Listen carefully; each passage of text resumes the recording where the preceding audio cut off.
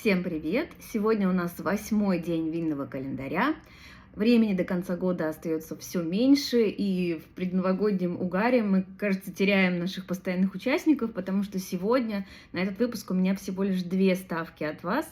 Это розе и рислинг. И персонально обращаюсь к нашему третьему постоянному участнику, где ваши варианты, для кого я тут, в общем, стараюсь, поэтому в следующий раз, пожалуйста, делайте ваши ставки.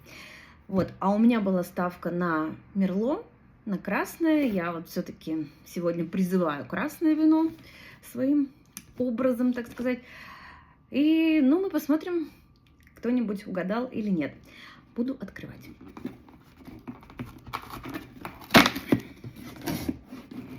Так, смотрите-ка. Я, в общем-то, не зря старалась. Сегодня вся такая в красном, потому что вино у нас красное, но по сорту никто не угадал, потому что это Red Wine Blend. На самом деле, это тоже очень логично, потому что калифорнийские бленды – это такое очень распространенное здесь явление.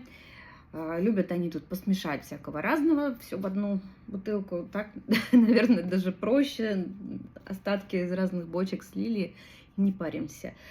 Вот, но здесь я не вижу, чтобы указывали, какие сорта сюда входят. Это, кстати, тоже такое упущение, потому что, вот, например, португальские бленды, если они вот делают там какой-то, они обычно указывают, какие там сорта входят, какой процент, но тоже относятся к винам французским, там, бордо, например, они обычно указывают сорт. Здесь как бы, сильно не заморочились, поэтому в принципе, здесь может быть все, что угодно, и красный бленд – это такой вообще такой сферический конь в вакууме, поэтому, сложно так вот что-то вот сказать, какие там могут быть ноты, что там вообще может быть, как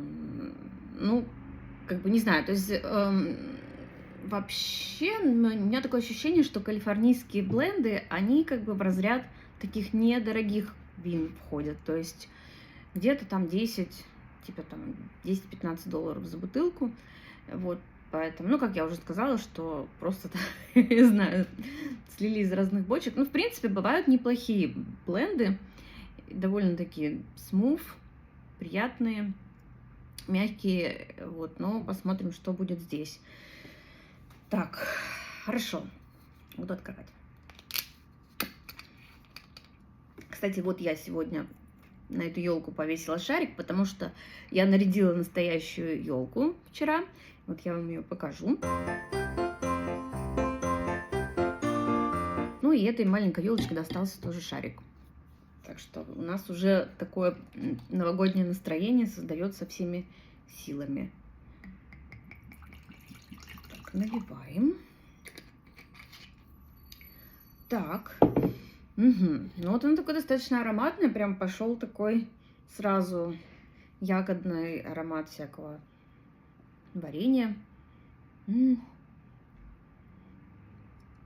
так думаю, что они туда вот просто положили типа каберне савиньон, какой-нибудь, может быть, мерло, может быть, не знаю, зинфандель, то есть все самые такие вот ароматные калифорнийские красные сорта.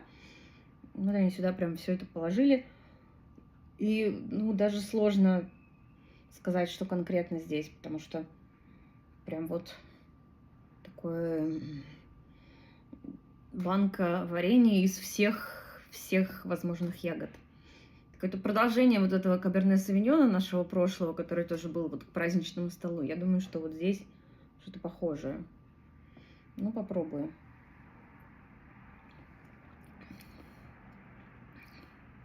Вообще-то так, достаточно кисленько.